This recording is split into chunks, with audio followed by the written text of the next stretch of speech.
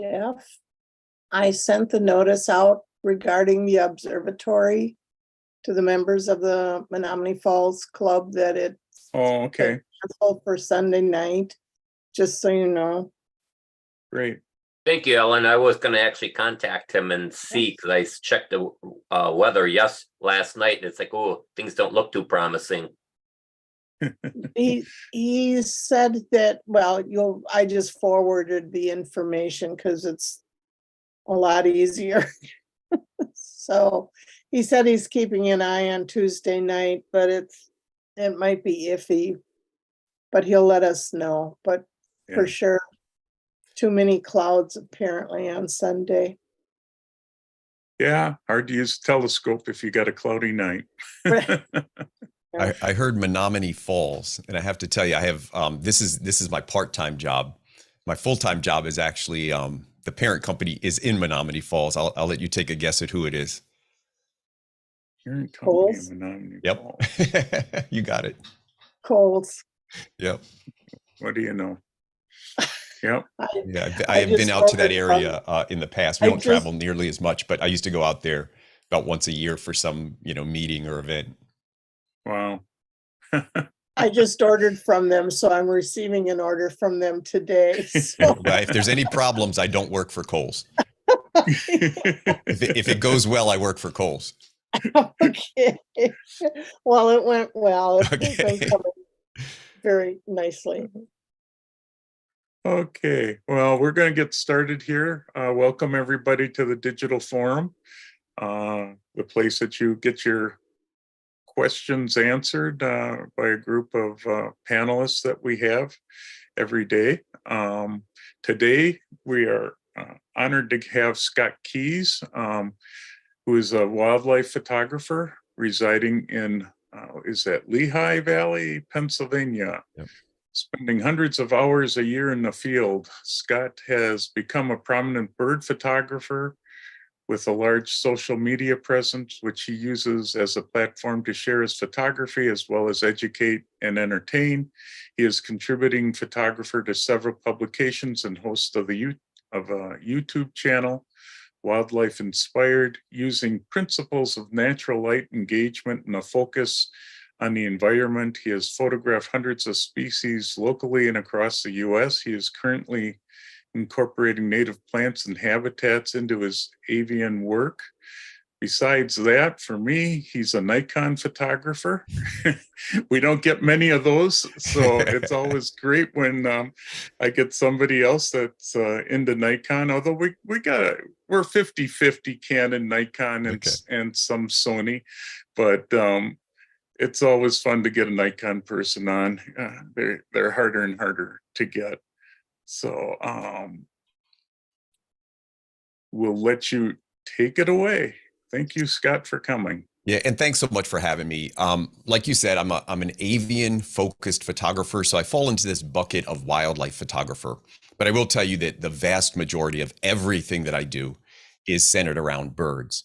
I've been doing this for about 10 years. I will tell you that I am just all in on the things that I do.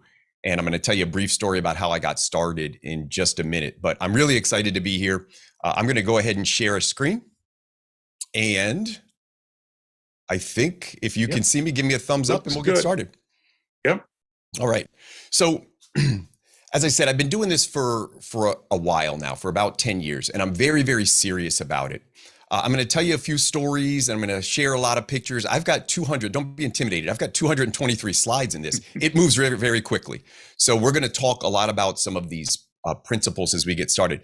Now, I told you I'm a wildlife photographer. I will tell you, and you touched on it, I have a passion for native plants. So occasionally, and this is all from my yard, by the way, I'll go out and I'll photograph the structure of emerging plants, or I'll be really immersed in their colors and beauty. Sometimes I'll get creative with just the plant itself. And I really like details. So I'll focus on little details of the plants. And in this image, you're actually seeing these tiny hair-like filaments. This is a macro setup, which I play with. And these are just tiny little filaments on a flower that you can't see with your naked eye. Really into some of those really intricate details and colors. love insects. So occasionally I'll go out and shoot some insects in my yards. I like to focus on those details as well. These tiny microscopic ants are only about 3 millimeters long. So seeing them close up is really, really interesting to me. And what I really enjoy are experimenting with compositions, but also the combination of native plants and insects. So you'll see here a monarch butterfly on one of its host plants. That's swamp milkweed for my plant nerds out there.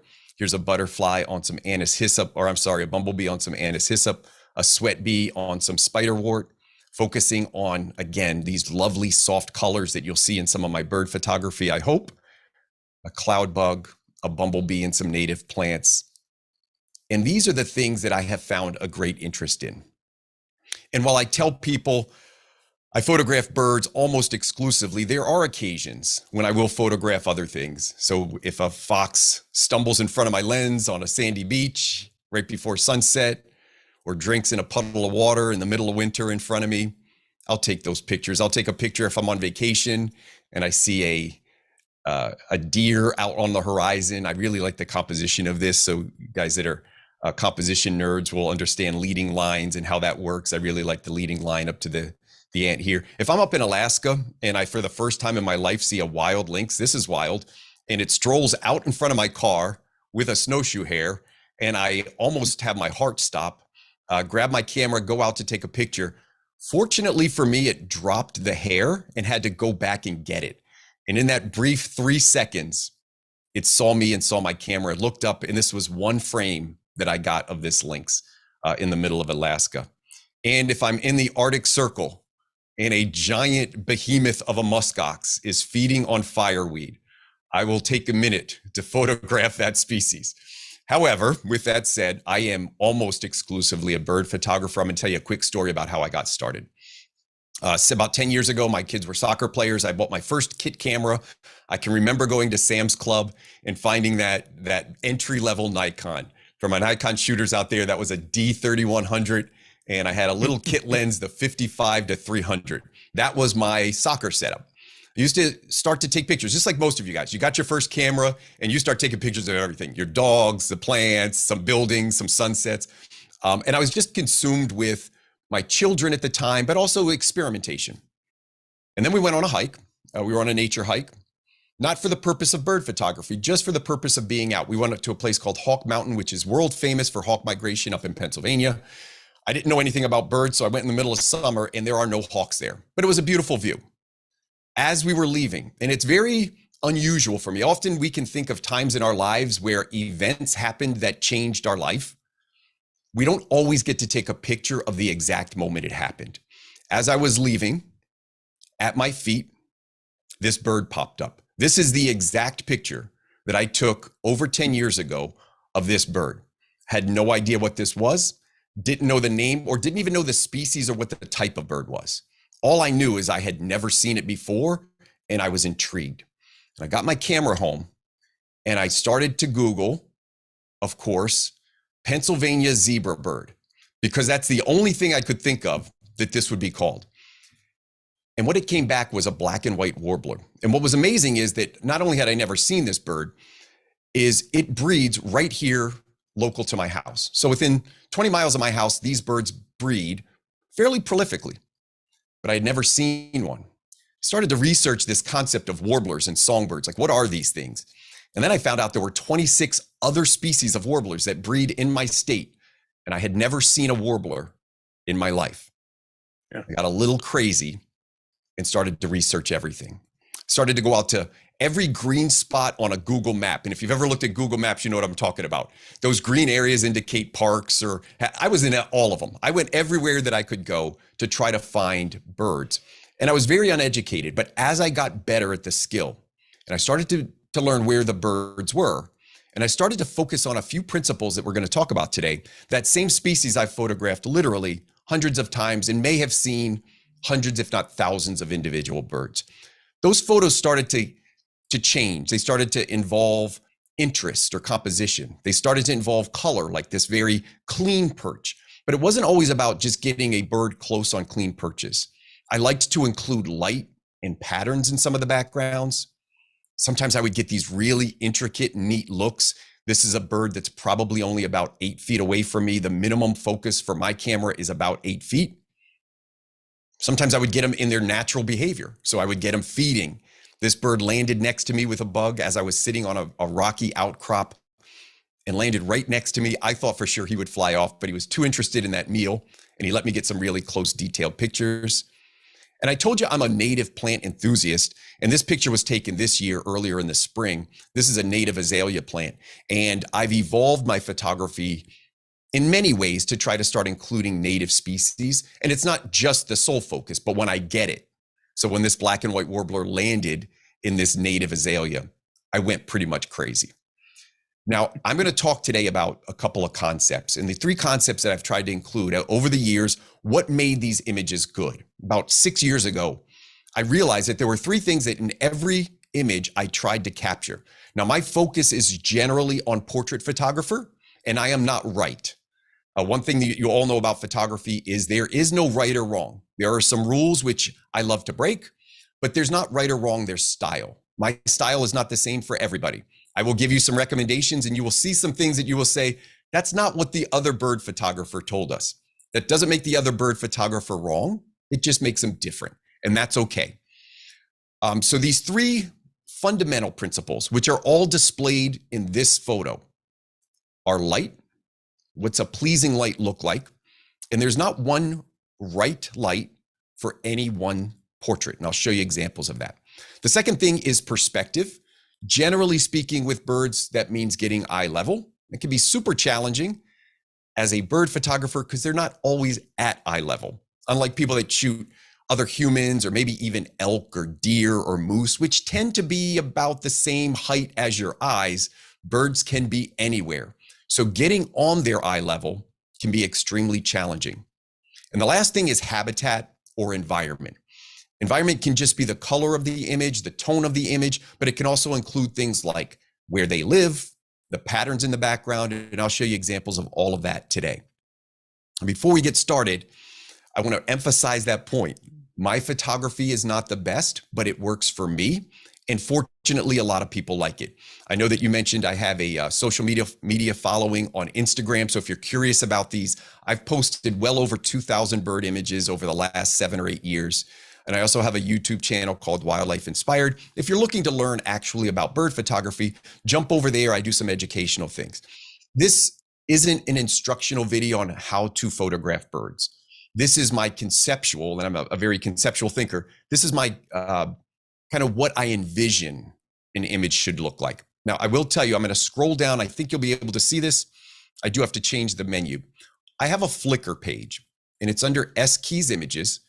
This whole presentation, I'm going to show you through Flickr. So you can actually follow along with it. If you're curious about things, I'm not going to answer questions about camera settings. If there's an image you see that kind of stuck in your mind, you can go right into Flickr, and I keep all the settings right there. So down at the bottom of this, you can see the shutter speed, the aperture, and the ISO of every image in this presentation.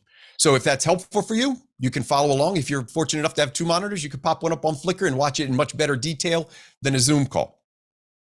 But if you're not, just follow along and know that that's available as a resource. Let's talk about light.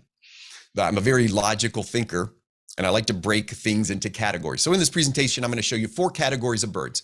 These are shorebirds and waders, so things that are typically in the water, but not ducks.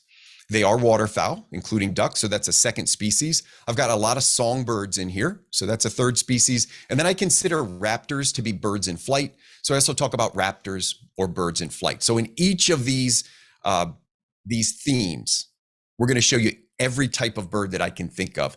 And in some of them, we're going to move pretty quick. I do want to spend a minute on this image and talk about the first type of light, which is golden hour. Now, I start with golden hour because it's very relatable. Most people have heard of golden hour, or they understand the importance or the beauty of the light at golden hour. A couple things about golden hour for me. Number one, golden hour is a lie. It is not an hour. Unless you are fortunate to be in the northernmost part of the United States, where it might be close to an hour. For a lot of us, a golden hour in the summer is going to last about 15 minutes.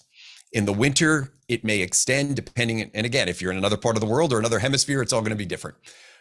Generally speaking, golden hour is going to be in the United States between 15 and 25 minutes. It's the part where the sun is only about 10 degrees above the horizon. Once you get above 5 or 10 degrees, the light will change drastically. I'm going to show you a difference of that. In 5 minutes, how quickly light can change. In that golden hour, one of the beauties is the tone. Tends to be very diffused, very filtered in the early morning. And then it also has this golden glow because some of the blue rays are filtered out. Now, this image was taken, I start with this because it was taken right at sunset or right at sunrise, literally as the sun had breached the horizon. So the sun is only a couple degrees over the horizon. You can see it's very directional. You can see there's no shadows. And you can also see that it has this great warm glow. Now, waders and shorebirds are some of my favorite subjects to photograph in golden hour because I think they feel like the beach to me. And golden hour feels like the beach to me. So I'm going to show you a few waders here. I'll try to call out the names of these species for my birds. I will tell you every once in a while, I had an event happen to me, a Healthwise event. Sometimes I say the names of things wrong. And if I do, feel free to correct me. But I will tell you, I do know the names of all these species every once in a while in a presentation. I listen to it again and I realize I said it wrong. This is a tricolored heron taken in New Jersey. This was actually taken at sunset, right as the sun was setting. This is an oyster catcher. This is another heron taken at close range, and you can just see that nice warm glow as it's hitting the subject. I do want to make a note that everything you're seeing right now is golden hour with the light hitting the subject, meaning I'm shooting with the sun at my back. I'll show you some differences in just a second. This is a reddish egret taken down in Texas in the last parts of day. So golden hour, not limited to mornings or nights. It happens at both times. And it's very interesting based off of your location. I'll tell you a quick story. I went out to Utah. I'll show you some images from there. I went to photograph golden hour. Now, if you're ever in the Salt Lake area, please be advised there is no golden hour. Because there's mountains in the east that are several thousand feet tall, I didn't realize this. I went out to shoot golden hour. I said, where's the sun?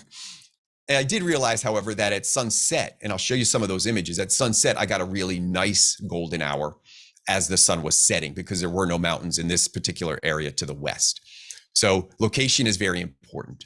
Another subject that I like to photograph in general is waterfowl in the morning.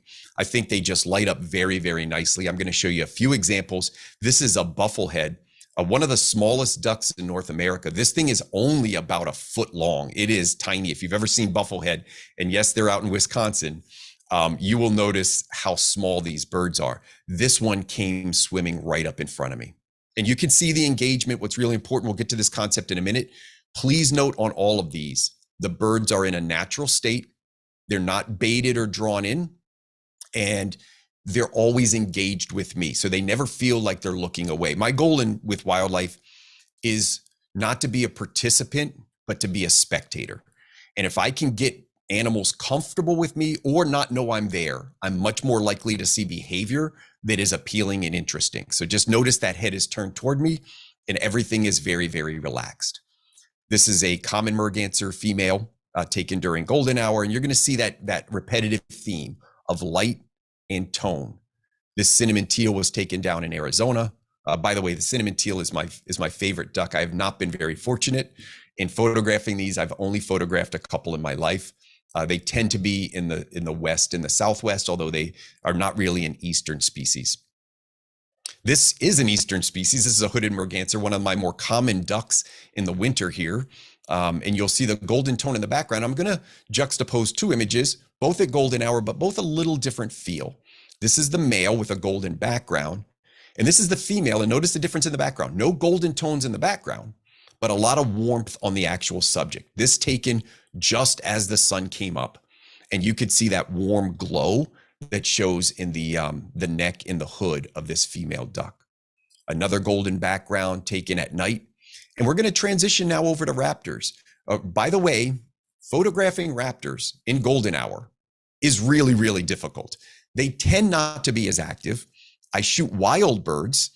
I was perched on an outcrop in fall, which is what I do now. I've spent the last 2 or 3 weeks outside of work. I am sitting on a mountain and I photograph small songbirds. You'll see quite a few of those. As I was doing that, this merlin at sunrise landed right behind me. I want to show you this for a couple reasons. There are tones in this image that will only happen in about the first 5 minutes of daylight. And those tones include magenta.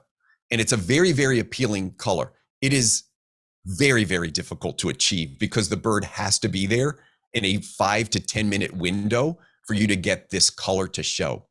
Getting them in flight is a little tougher because they tend not to be super active in the morning. Now, I did get a sharp-shinned hawk migrating. That was, I think, last year.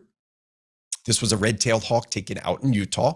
This was at sunset. I wasn't expecting a flight shot, but he gave me one. I'm going to pause on this image to show you what I talk about when I say different styles and what's important to photographers. This bird was captured almost as the sun was below the horizon. I'll call this golden hour, but it really is transitional light. You can see it's much shaded. The bird's not getting direct light. The sun is setting behind it. So what I get is a background of warm tones. You will notice wing motion. Now, I will tell you, you'll listen to a bird photographer that tells you this is not a good image. And then you'll listen to Scott say this is a good image. And again, neither one right or wrong. Some people are very particular about things like wing blur on flight shots. I am less interested in wing blur and more interested about soft tones and color. I can't always get both. To shoot this bird at close range at 1/4000th of a second would have been extremely noisy and possibly beyond the capabilities of my camera. So shooting this more at 1/500th of a second or 1,000th of a second and panning with it gives me an opportunity to at least get some image quality, knowing that I might get some blur. Again, there's no right or wrong here. These are just guidelines for what works for me. Other photographers, that may not work for you. As I was sitting on a mountain outcrop, I'm going to transition from these birds in flight at golden hour into songbirds at golden hour. And this is a good transition image because this is a hummingbird taken in the wild, no feeders. He actually landed next to me. During migration, several of these hummingbirds will come through a day. So I might see 5 or 6 a day, but very rarely do they actually land next to me. He didn't know I was there. He landed on a stick and I was afraid to turn my camera because I knew he'd fly. So I slowly turned my camera. And the interesting thing is, instead of flying away, he actually flew straight up in the air and hovered, as they do. And he just kind of looked at me, trying to figure out what was going on. And in that second, I was able to capture a couple frames. I got one frame that was sharp. And for me, this is a really, really nice image because it was special. I remember the moment. I remember the time. I remember the uniqueness of how close he was. And again, I've got wing blur, which works for me, but the head is very, very sharp. We're going to move into songbirds now fully. I'm going to show you a difference in a couple songbirds real quick.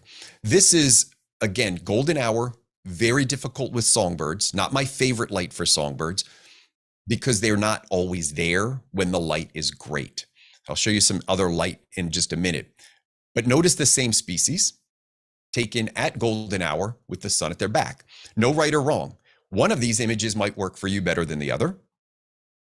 I don't know. I happen to like this one better, but this is a backlit image. So we're getting light coming from the back. And when it's soft, it can cast a really nice, what they would call rim light onto birds or any animal with fur. And it gives a little bit of shape to the back. What you lose sometimes is a little bit of definition on the feathers, but this is a style that I like when I shoot backlit early morning, and you'll see examples of that. And then I wanted to show you a third type of light, also at golden hour. And this isn't a specialization on light, but I do talk about it a lot. This is side lit. So this sun is coming right above the horizon, but it's actually coming from the side and not from the front or back. I think it gives a really nice effect as only one side of that bird is featured. Might not be for everybody, but I happen to really like it. This is diffused golden hour. So you'll see the bird isn't getting any light, but look at the bokeh in the background. Those are tones you can't get any other time of day. You can't get this warmth at 11 o'clock in the morning. You just can't get it. And I'm just going to flash through a couple others. This is a little junco that jumped up on a rock in front of me. Same thing with a golden crowned kinglet. This was taken years ago, but one of my first images that I was super close to a bird. This was about 6 feet away. I took this with a 300 millimeter 2.8 lens with a minimum focus at 6 feet, and that's where he was. Just barely got it in focus, but it's a very, very pretty image. One of the first images I got that I said, this is a style that I would like to replicate more and more of. This very soft background called bokeh with very soft bokeh and a lot of tension on the head. But notice how it tapers off to the back of the bird. So for you guys that understand depth of field, you can get the whole bird in focus depending on aperture and also distance.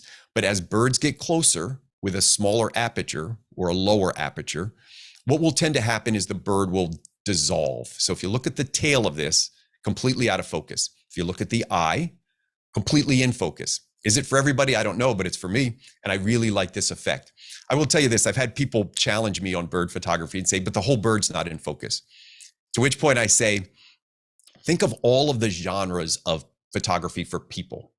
And when people take an image of something that is boudoir, typically there is a lot of out of focus, right? We see a human, we may see the eyes, and then we leave some mystery. You know, we leave a lot of out of focus elements.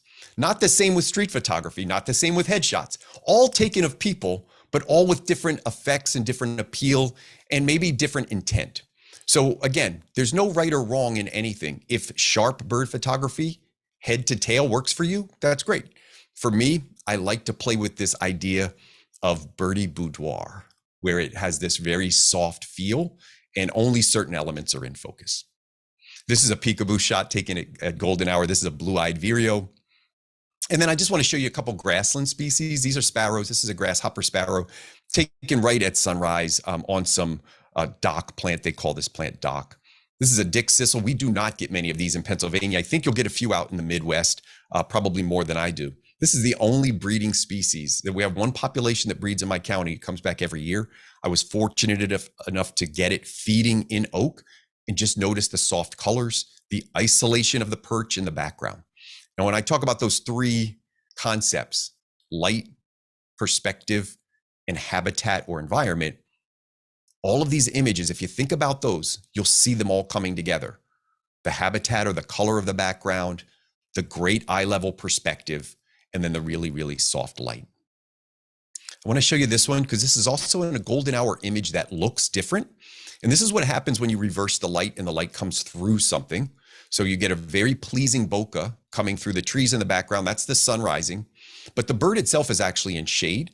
So it doesn't have that same warmth on the bird, but the overall image gives you hints of that. I really liked this one because as that catbird turned, and this is from my backyard, as the catbird turned its head sideways, it almost looks like it's projecting that glow out, like it's part of what's happening.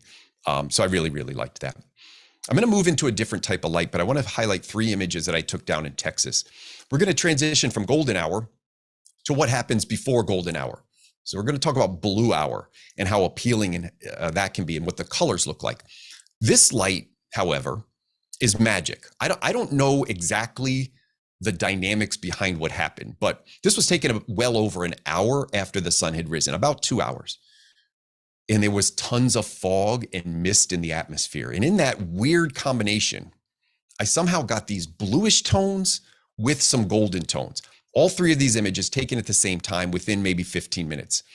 That's a teal, blue-winged teal. That is a duck that you could kind of see in the background, a whistling duck, but in the background, notice the blues and the cyans and how soft that image is. Yet somehow there's hints of gold in there too. Very, very interesting. And then the last one doesn't have much gold, but this was taken in the same time frame. And as that mist kind of evolved and changed and the haze changed, the light changed with it. So some felt a little more golden, some had a nice mix, and some felt a little on that cooler side and had some blue tones in it. And with that, we're going to transition to what happens before golden hour. One of the best times of day to get color is actually before the sun comes up. It is extremely challenging. You don't have as much available light. Shutter speeds are slower. You're trying to shoot often moving objects.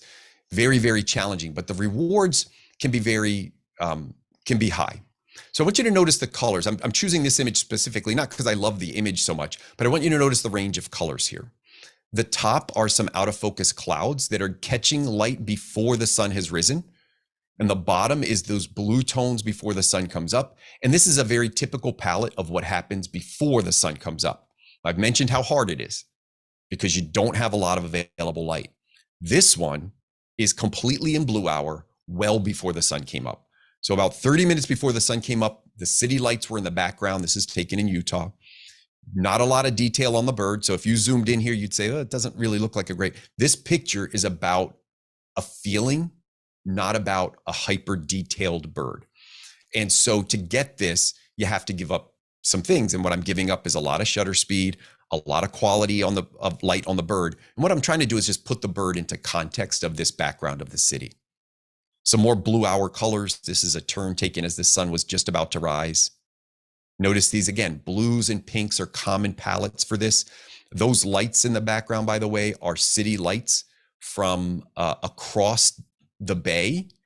And this piping plover was there. Fortunately, he was very rested.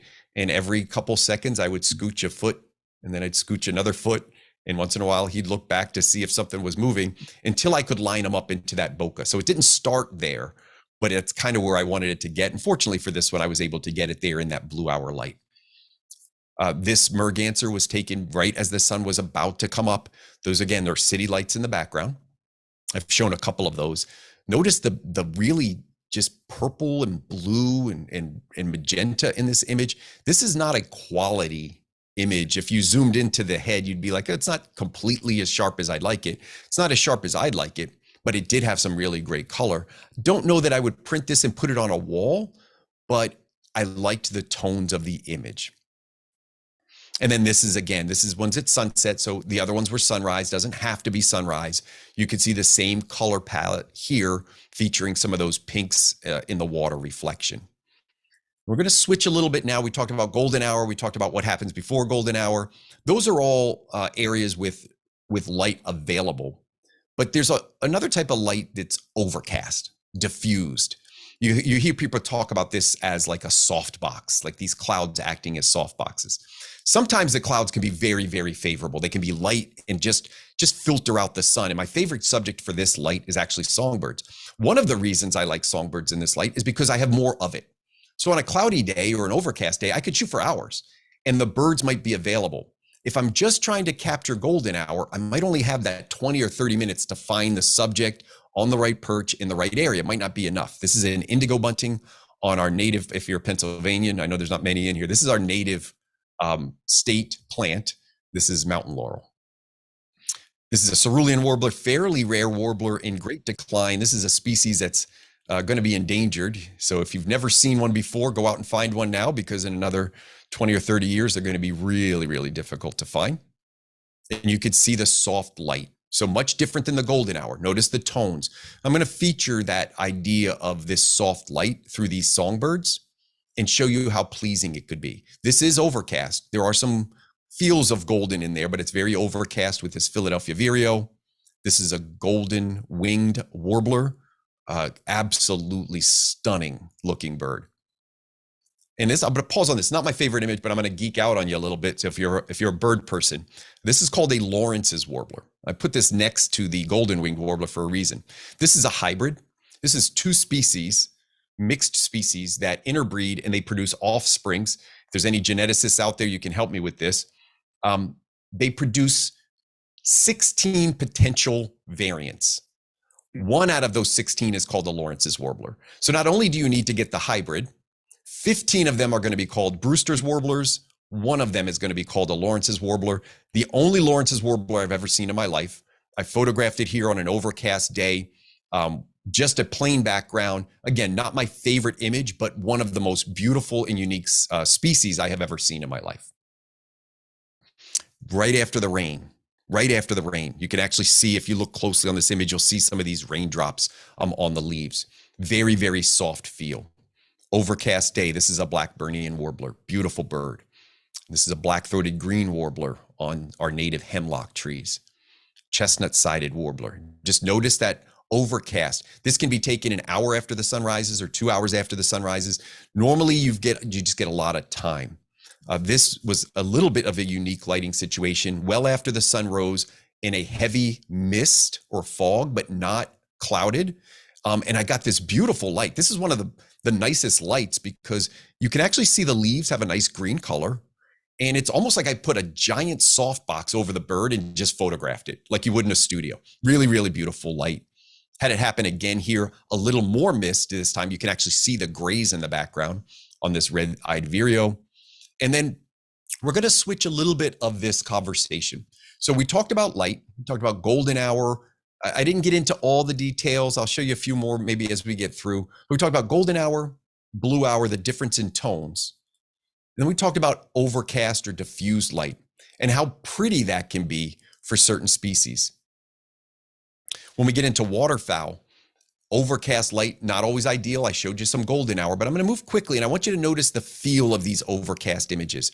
Notice, especially with this one, how it feels cloudy. It feels like ethereal. It feels very light to me. I'll show you a few more examples of that. This is a little grebe that jumped in on a cloudy day, overcast. You'll recognize this golden-eyed, a common golden eye, very common out where you are, not common where I am. So these are very hard to find around here. It's a common merganser, very, very overcast, not a lot of available light, but I like the image. And this one taken several hours before the sun went down, but just a really nice light. It was soft. It was beautiful. This is called a pied-billed grebe. We don't get a lot of them in Pennsylvania. I call this angelic, I think I actually gave, every now and then I title one that I really like. And it just had this very angelic feel, soft, natural, wings out, really beautiful. And then this common loon, taken in overcast light. You could just see that it's much different than that golden hour. I juxtapose these two real quick to show you what the difference in that light actually looks like with the same species relatively in the same area. Overcast taken in one location on probably a different year. Golden hour. Do I prefer the golden hour for this species? Yes, I actually like the golden hour image better, but it doesn't mean that this one doesn't work. Just to me, the golden hour images worked a little bit better. I'm going to show you one more species that I actually like this overcast look. This is a long-tailed duck in winter, very rare in Pennsylvania. I'm going to show you another image of this duck at the end, one of my favorite images ever. And I'm going to juxtapose that with the golden hour image of the same species in summer breeding. Now this is they're both males, by the way. They just change color in the summer. So it goes from this color to this color in summer. Again, does one work better than the other? It is a different look. Overcast, golden hour. This one's taken in Alaska, by the way, where golden hour, if you're in there at the right time, lasts about 3 or 4 hours. Very, very beautiful. The light, when we took this, it was at night. This was about 2 a.m. We took this image. So the light never goes down. It stays on the horizon or above the horizon the entire day. As we switch light, we're going to talk about one more. And this is direct light. This is much brighter. If I was to go back and show you the difference between the quality of this image, look at the quality of the light, the glow that it has. And now look at this image. The time of day is only about 5 to 10 minutes. So in 5 to 10 minutes, the light loses that glow. And about 30 to 40 minutes after sunrise, especially in the summer, it changes. And this is action light. So I call this flight light or action light. Every time that light gets bright, I stop thinking about portraits of birds and I start thinking about action. You could see how you can increase your shutter speed. You can go up to 2,000 or 4,000th of a second. You can freeze action and you can get all the water droplets staying the same. At a slower shutter speed, this image probably wouldn't even work because the bird would be out of focus. It would be blurry. The fish you couldn't see. It just wouldn't work. So certain lights do have some advantages. And you get to freeze action. I call this the Michael Jackson. If you've ever seen the videos of Michael Jackson in his heyday, where he stands up on his toes, I got this little sanderling popped up on his toes. This is a scissor tail down in Texas where had a lot of light. I couldn't really do anything portrait-wise, and I thought, well, let me try to focus on this one bird that was flying and catching insects and see if I can get a neat wing position or tail or something. I managed to get this one. In the fall, I'll photograph migrating sharp-shinned hawks. So this is a sharp-shinned hawk that looked over at me. Again, very sharp. I get all of the things in focus, but I also get all of the feathers frozen. So unlike that motion blur.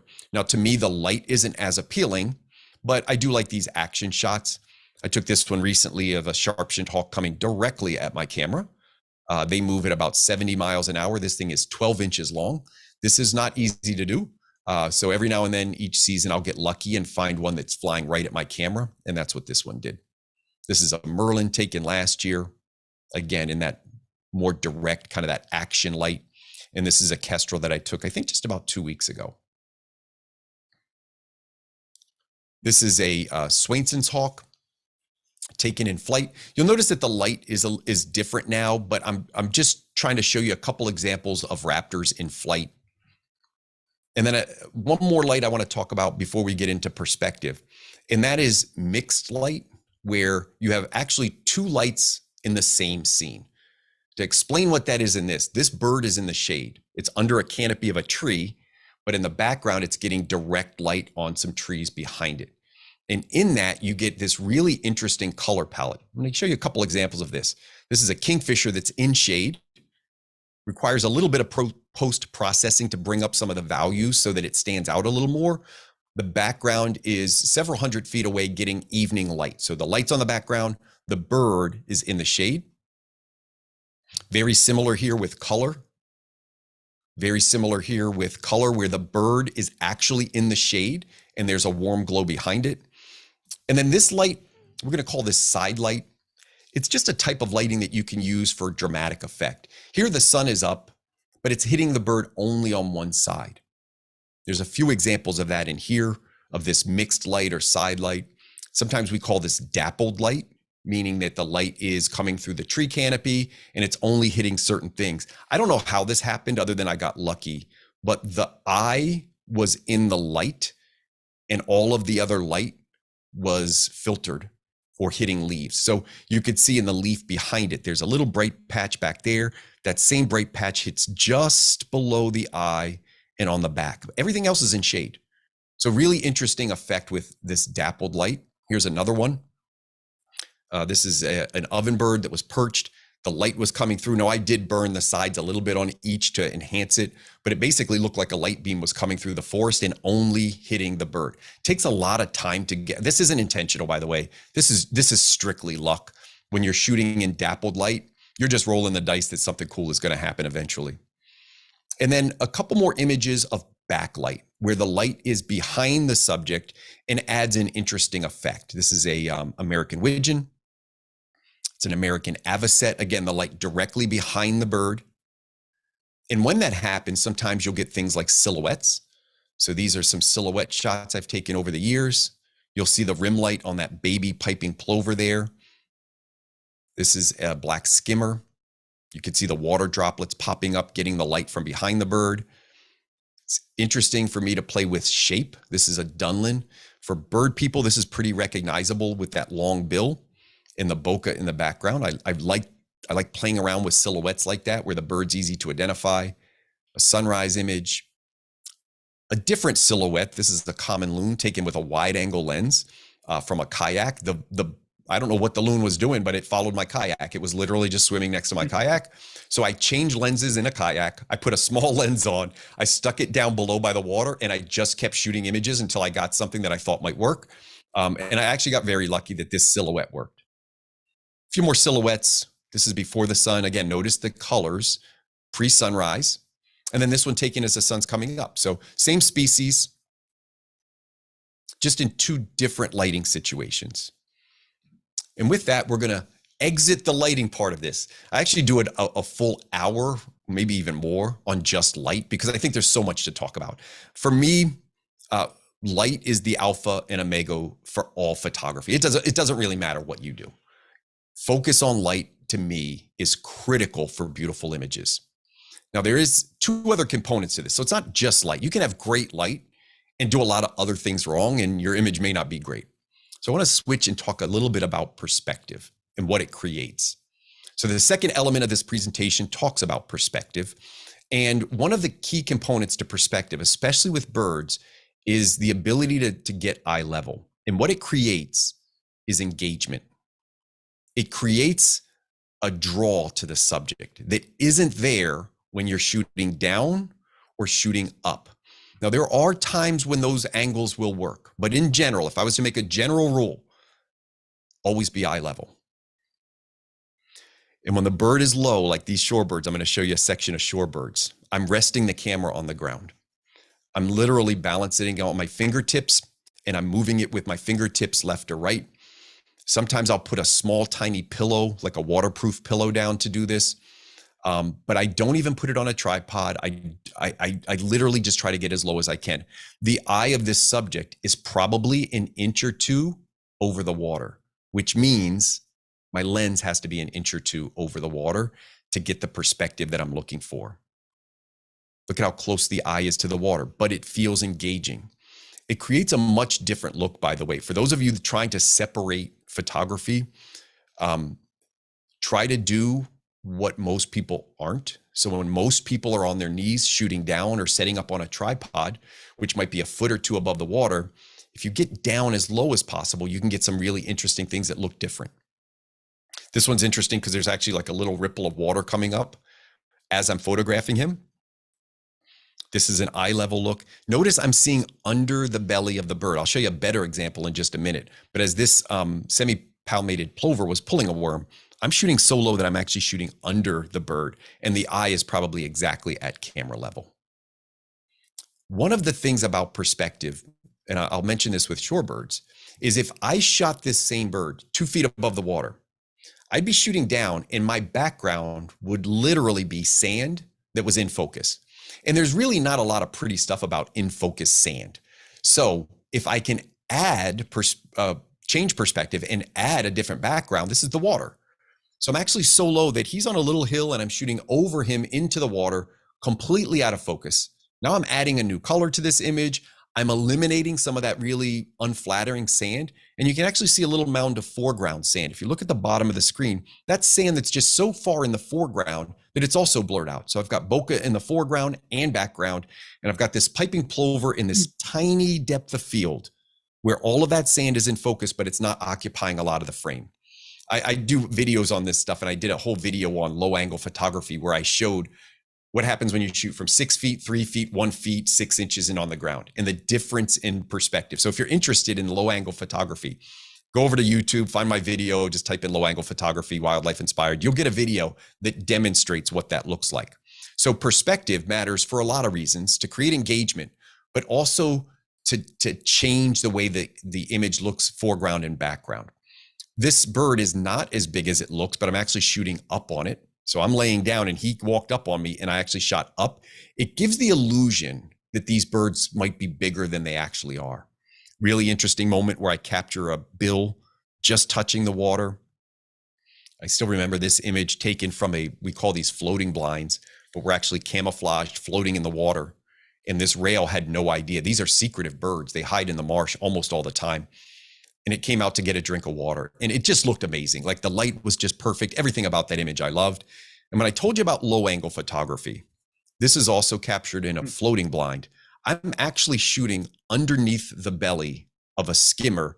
And you could see, I hope it comes through Zoom, you can see all these tiny little minnows flying out of the water behind it. As it's skimming, it's disrupting the water. So really, really interesting perspective on that.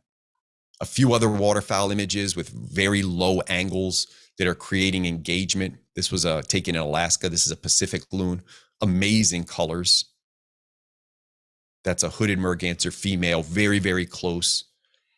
Every now and then you just get, I talked about engagement. Look at the eyes on these two. I mean, just staring straight at the camera. Really, really interesting.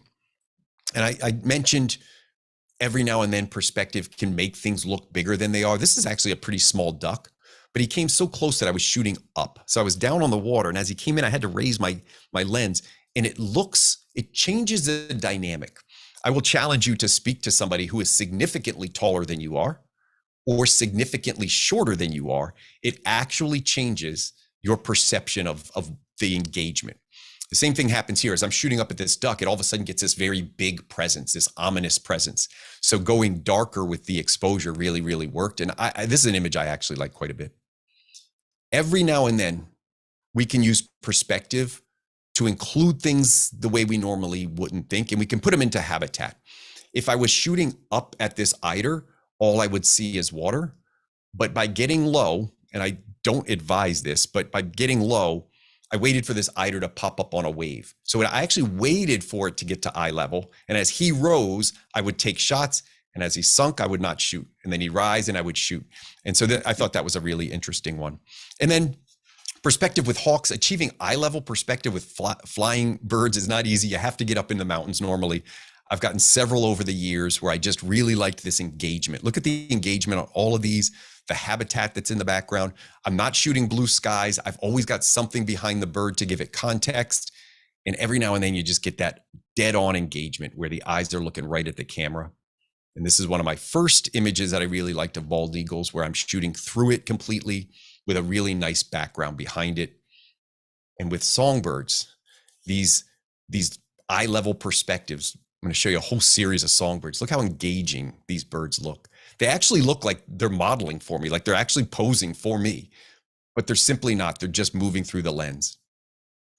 With this one, a lower angle created a much different look. This bird, by the way, is next to a gray gravel road.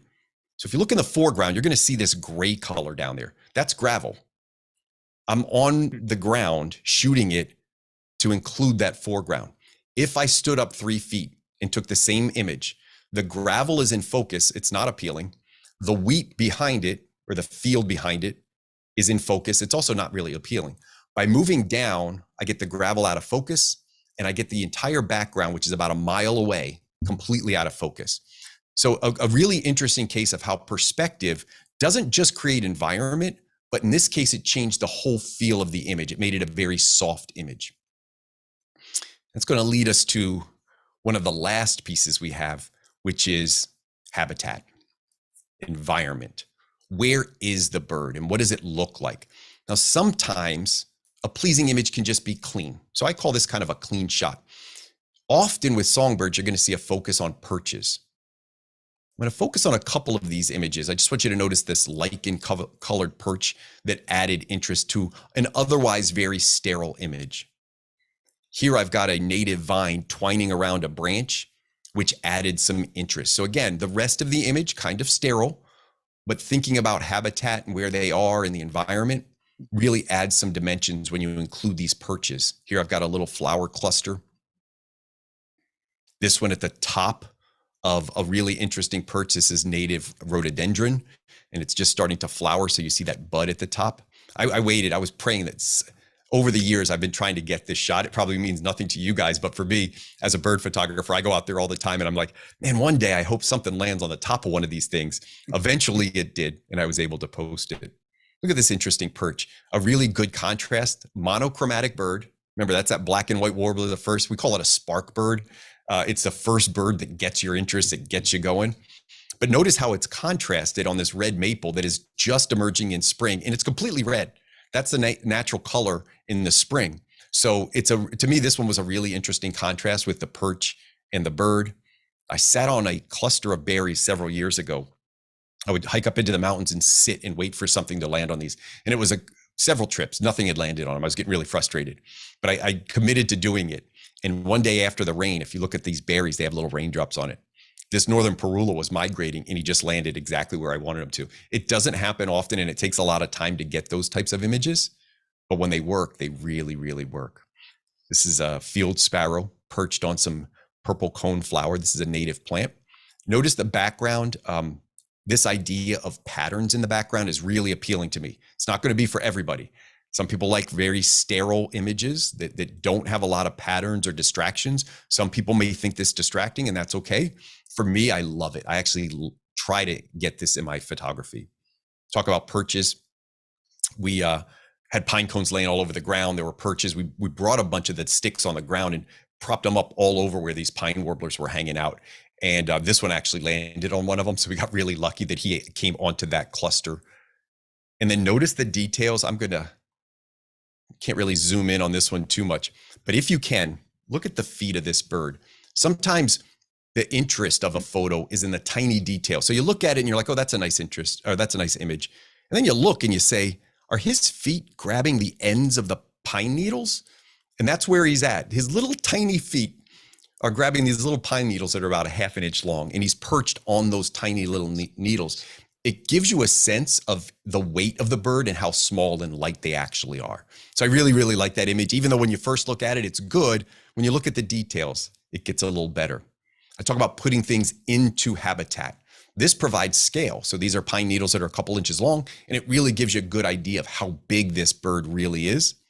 This is in one of our native plants. I love to include, so when we talk about environment, sometimes it's color, sometimes it's perches. Look at the actual perch. It's just a stick. And sometimes it's about where the bird is. And in this case, the songbird is in this flowering mountain laurel.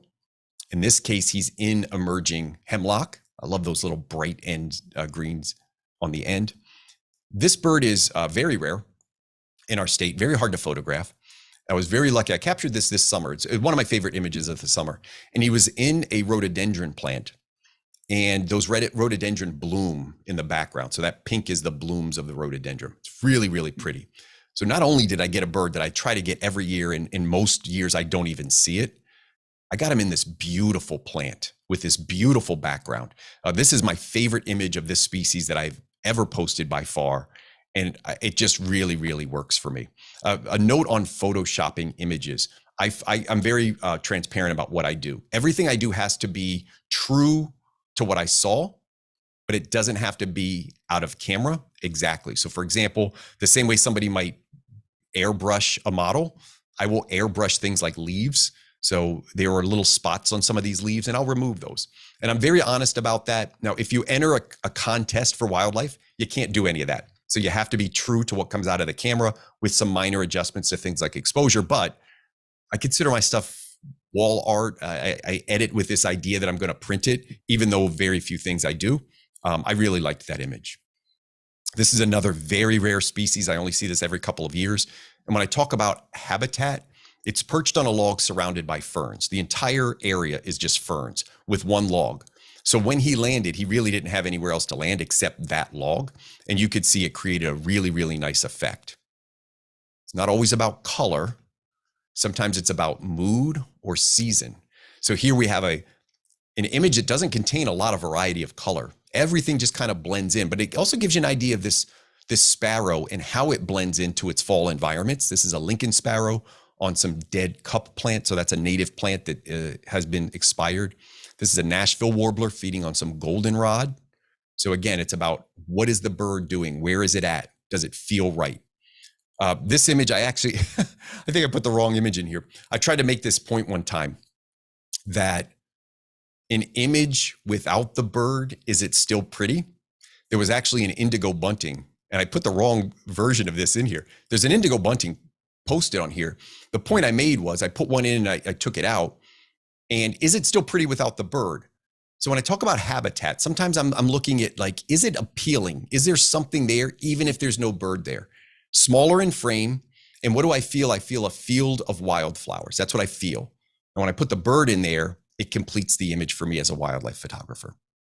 Same thing with this image. This is a native pokeweed with some great little, those are Heliopsis plants in the background, false sunflower, they call it. Notice I'm smaller in frame. So I went from background environment. We already talked about light and perspective. Overcast light here. Perspective is there. Had some birds that were a little bit bigger in the frame, maybe with some colors in the background. Now notice the birds are getting smaller and I'm including more habitat. There's no right or wrong. I actually like this style a lot where I get to show where these birds live. So this is a common yellowthroat and purple coneflower. And then with raptors, it's a little different because they move and they're in flight.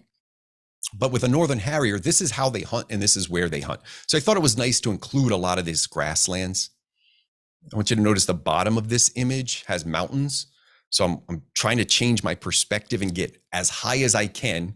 In some cases, I'll stand on my car to try to get as high as I can so I can include some background. So those are the mountains of Utah, and that's a rough-legged hawk that comes down in winter. One of the most variable hawks in our country and absolutely stunning. It's my favorite hawk. Here's a sharp-shinned hawk right at sunrise, flying below me in a valley that's covered with mist.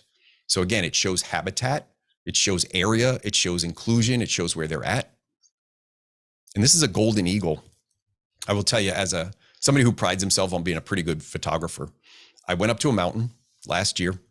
It's a true story. I was photographing songbirds. I thought a turkey vulture had flown up over my shoulder. In this area of the country, golden eagles are very rare. We very, very rarely get to see them close. I've never in my life seen a golden eagle this close. It flew up over my shoulder. I was set on a different setting, and I'd been playing with my camera the night before. So I had really one of the moments of my life. I had a golden eagle fly up over my shoulder at close range above a mountain ridge. A second golden eagle joined him. I got home so excited to edit the pictures, and I shot it in JPEG. Now, I'm not saying don't shoot in JPEG. If you like to shoot in JPEG, that's great. But as a wildlife photographer, I shoot 99.99% of my images in RAW because of the variability of light. Sometimes I need to pull up the shadows, I pull down the highlights. Raw files give you much more ability to edit. I don't know how that happened. I don't know how in this magic moment of my life I ended up in JPEG, but I did. Here's the interesting thing as a nature photographer, and I hope some of this comes across. A lot of people said, like, you must be really mad at yourself that you did that. For me, as somebody who loves nature, I would have liked a better picture, but I loved that moment so much.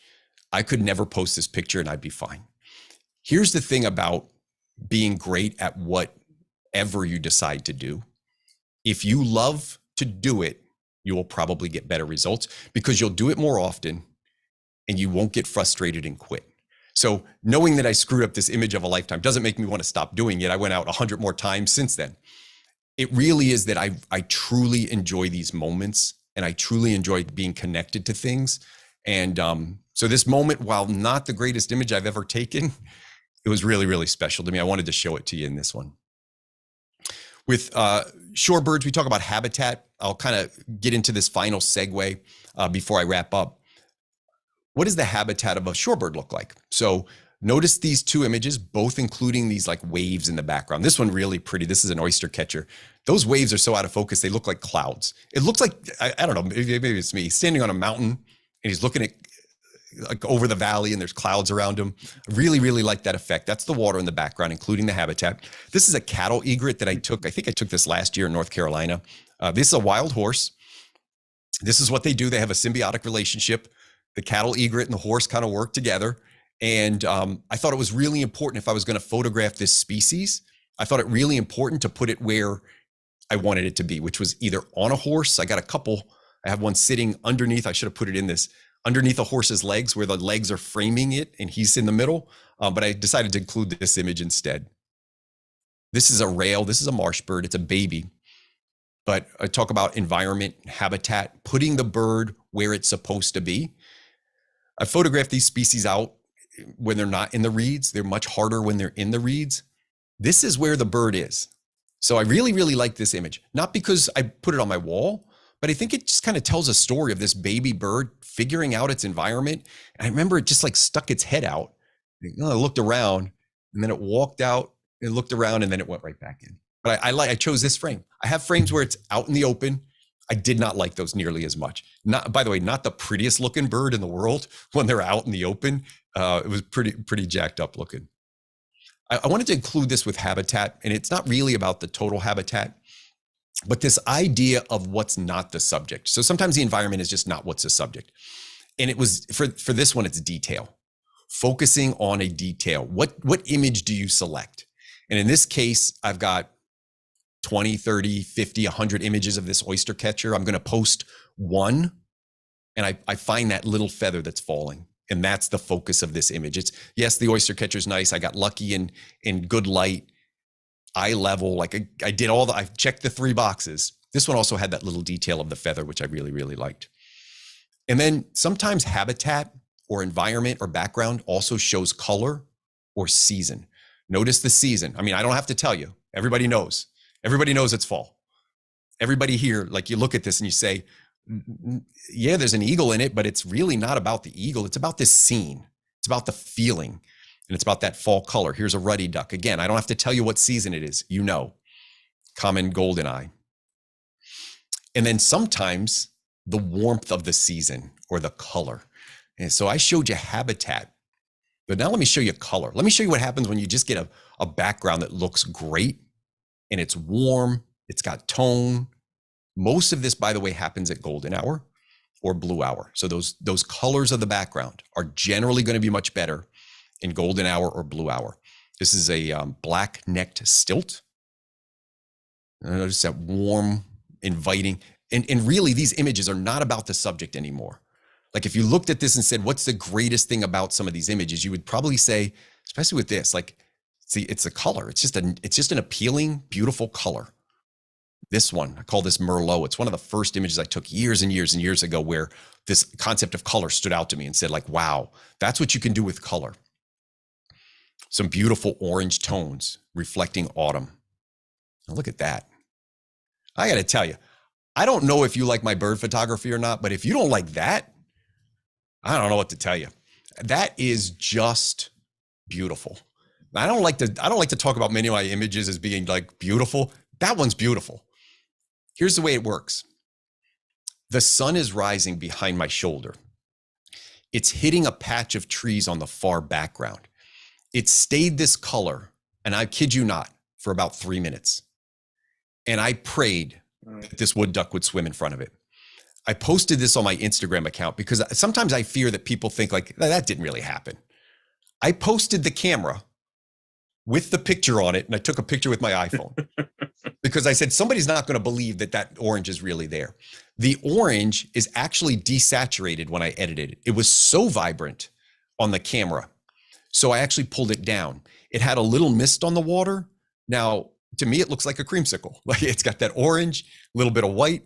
And then here's this bird that is extremely colorful, this wood duck. It's just a bunch of color in this one. Might even be too much color for some people, but that one is really, really stunning. Every year I pick 6 of my favorite images to enter into our photography contest. I only enter 1 photography contest a year.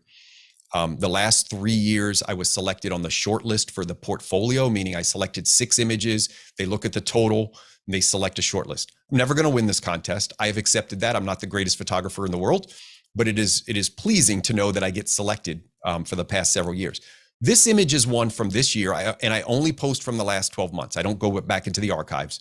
This is one that I might enter into a contest because I think the color is just so vibrant. It's very unique. It's a very classic portrait. Most contests, not all, but most contests are not interested in portraiture. They typically like action, things that are neat, things that are different, wide angle looks on birds. So I enter this bird photography. It's just for bird photographers. I think they get like 30,000 images a year or maybe more. Like they get just tons of images. That one I'm thinking about. If I enter this contest this year, that might be one that goes in here. Look at the difference. I know same day. I believe same wood duck. Notice the mist in the background, right? It's in both images. One image, the sun was hitting that magic spot. One image, it's kind of over in the shade. Both pretty images. I like them both. Maybe you like one better than the other. But notice the difference as that duck just moved from one side of the lake over to the other, the difference in the background. And I talked about this idea of like patterns in the background. This is really close, so I get a lot of out of focus elements. I'm going to show you some interesting foreground and background. Now, this one's not for everybody. I know some people are out on this one, but I love the foreground and background. You can see parts of it going over the goldfinch. Again, for some people, that's kind of like a no-no, like don't obscure the bird. I love it. I love putting them in the habitat. Really psychedelic background on this one, very out of focus. The lens I shoot with, by the way, is a 400 2.8. I know it's an expensive lens. It does render these beautiful bokehs, so these very soft elements. This is very psychedelic. It's harder to achieve with some other lenses. So if you can get these bigger apertures or these lower f-stop numbers, f4 is typically what you shoot at if you can afford that. But a lot of people are at f5.6 or f6.3. You can still achieve this, but the bird actually has to be very, very close so that the backgrounds become out of focus. Notice the foreground. So I've got foreground going over the stick, and the foreground here is a little bit of framing. Notice the framing of the foreground. So all that yellow is foreground. I'm actually seeing the bird. I'm moving into an area where there's flowers on both sides, and I'm shooting through that. This is a really interesting, over the years, I've had this image for years, and over the years, at first I liked it. And every time I look at it, I think I just like it more. It's got 3 dimensions to it. So notice the foreground, it's got this branch coming at us, kind of leads you to the bird here. And then behind it, but not necessarily distracting, out of focus is this background cluster of berries. This is a mountain ash tree. It's a native tree to Pennsylvania.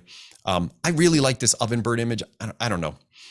I'll show you a couple other images where I've used foreground. This is a barred owl. I very rarely photograph owls, by the way. It's just not my thing. I know some people are crazy about owls. Not my thing, but I did get a barred owl once, and I tried to include it a little bit. Sometimes in environment, I like to show elements. So notice the raindrops.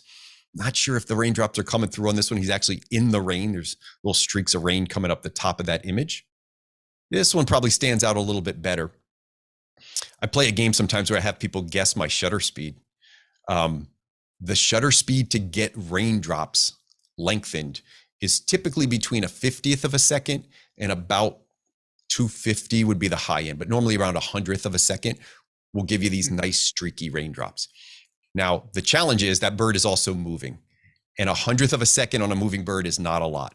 So it takes a lot of frames. You shoot a lot. So sometimes I may shoot this scene. I may shoot 50, 60, 100 images, and I hope that I just get the bird sharp on a couple, and those raindrops are nice and streaky. This one is shot at, I believe, a 60th of a second. So super long raindrops. I was experimenting with shutter speed. That's a magnolia warbler. Raindrops are harder to see in that image. This guy was in an absolute monsoon. If you look at this one closely, maybe you'll be able to view this on Flickr later. You'll see these raindrops just all over the place. Everything's wet. The bird is soaked. Interesting image. Snow makes for some really interesting effects. This is a wood duck in snow. There's a little, I don't know if you can see, I've talked about the details before. There's a little tiny snowflake stuck on his head. It's pretty neat. There's a pied-billed grebe in snow. So again, showing these elements as part of the habitat or part of the environment really, really adds appeal. This was a blizzard. I was the only person in this place, which is normally fairly popular to photograph owls in the winter. The only person here, it was an absolute blizzard. I was walking back to the car and this harrier was just hunkered down. And when I didn't see him, I don't think he saw me, and then he heard me and I saw him turn his head. His head is covered with snow. It's stuck to his eyebrows. I really, really liked that look. Feels very cold. And guess where this one was from? This is from the great state of Wisconsin. This is a northern harrier taken, oh gosh, I can't remember the name of the place I took this one. It was in the northern part of this, middle part of the state, not as far up as the top of the state, but probably in the middle part of the state. There's a marsh there called Horicon, I think. I got that right. Oh, sure. This is a Horicon little Marsh. northeast of there. There's some marshland and some grasslands out there. Don't remember the name of it, but that one, I took this years ago. One of the first images I took of a raptor that I thought that one is pretty good. There was a series of these, but the gray of the bird in the snow, everything just seemed to work for that one. I really, really liked this series of images. We call that bird the gray ghost. It's a male northern harrier. Typically you see a brown harrier, that's the female or juvenile. The adult males are much less. I probably only see 1 out of 5 are males, and the rest are either juveniles or females. And I want to show you, I'm going to end this. I talked about light, perspective, and engagement. I'm going to challenge this next set of images. I'm going to show you some of my favorites of all time. These are just random bird images over the years that I've taken. Some of these are special because they were one of the first good images I've taken. And just think of those 3 images as those 3 keys: light, perspective, and engagement. Did I nail it?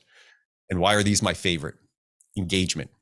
This is a baby piping plover that I just laid in one spot. Didn't chase these birds. You can see that they're very comfortable with me. I just laid there. I don't know what prompted this bird to come up to my lens, other than maybe it saw itself in the reflection. So I think I was shooting a 300 2.8, and it literally walked up so close I couldn't photograph it anymore. I titled this Under a Watchful Eye. The key to this for engagement wasn't that the bird was just coming at me. It's the way the mom was watching the bird, almost like keeping an eye on it, saying, okay, let's not get too close. We don't know what that is. So I really, really like that image. The light, by the way, is not the best light in the world. Sometimes engagement or something special will trump some of the other elements. This is one photo where the engagement trumped the light, even though the light's not awful. It's not the best light I've ever shot in, but the engagement is what matters. By the way, cute always wins. So anytime you get something cute, it always wins. This is a snowy owl. I very rarely photograph these. This is the last time I photographed one several years ago. We had hoped that it would start snowing. We wanted a light, and it happened. And we found this snowy owl in the dune. We were actually in a car on a beach. We parked the car and we just kind of sat behind the car and waited for the bird to, kind of get comfortable. We had driven past it. It knew we were there. So we just waited. It looked back over its shoulder, and then it turned back around and it just sat there. And it sat there for a long time. So we got one good series where it turned its head back to us. This is a rough-legged hawk. This is taken out in Utah. It's one of my favorite images of a hawk. Just really love that wing spread and how it's coming down into the scene. Sometimes the title helps. So I call this the swing set.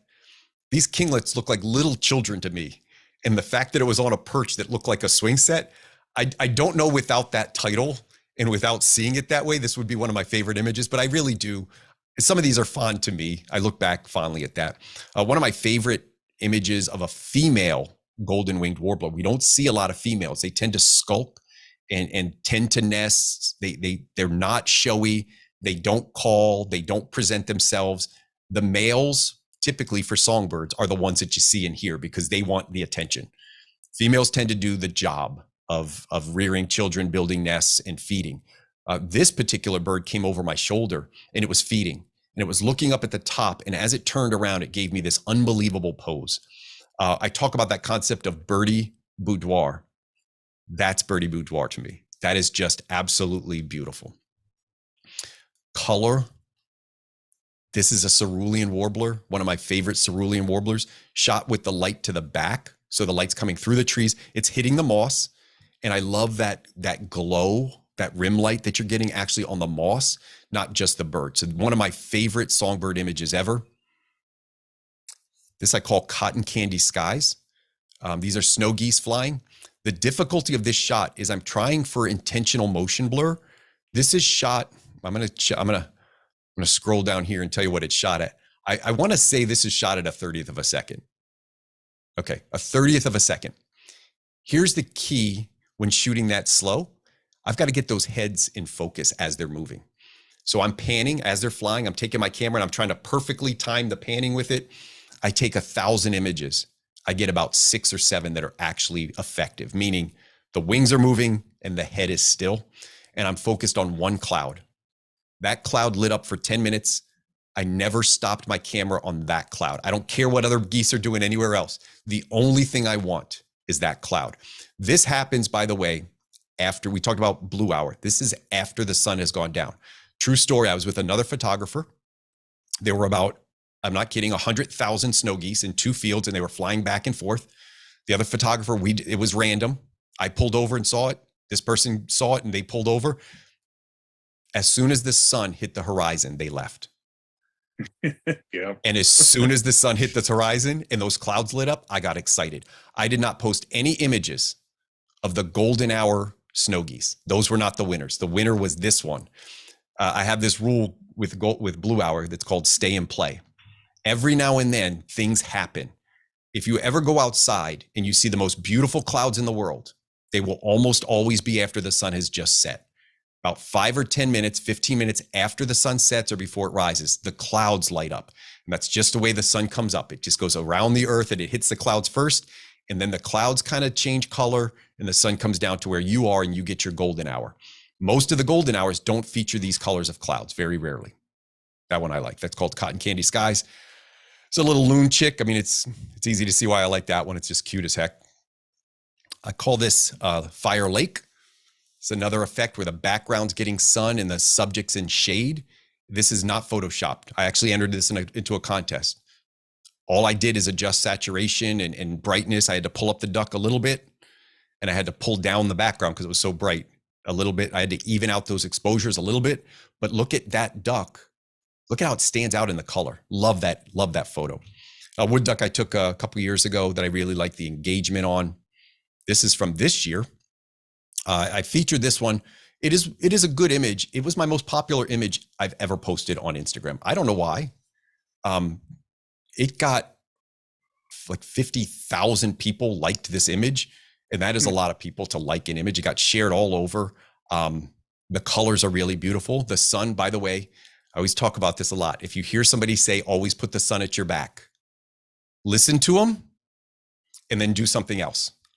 You can put the sun at your back. I'm not saying that it never works, but the most beautiful image I've taken, the most of them are directional or behind the bird. Some of them are backlit. The thing is, there's no right or wrong. You just have to experiment and challenge things. Sometimes it works better when the sun's behind you. Sometimes it works better when it's in front of you. This is one of my favorite images of this year. I took this in Utah this year, right as the sun was setting. I switched up. I got a lot of these shorebird shots. So these were shot the same day, this one and this one. And as I was like, okay, I'm done. I got as many shorebirds as I can get. Now I want to get one of these avocets. Every now and then an avocet would fly past.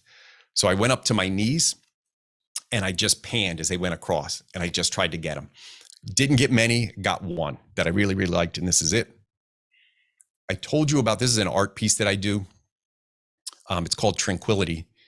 This is one that I don't sell a lot of prints. This is one I actually sell. It's just something about it. I don't know how to explain it. It's a long-tailed duck. It features a tail. The stare is beautiful. The soft browns on this white background. It's very minimalist in terms of the background. When I talk about habitat, I always try to say, like, include habitat, feature something. This is the opposite.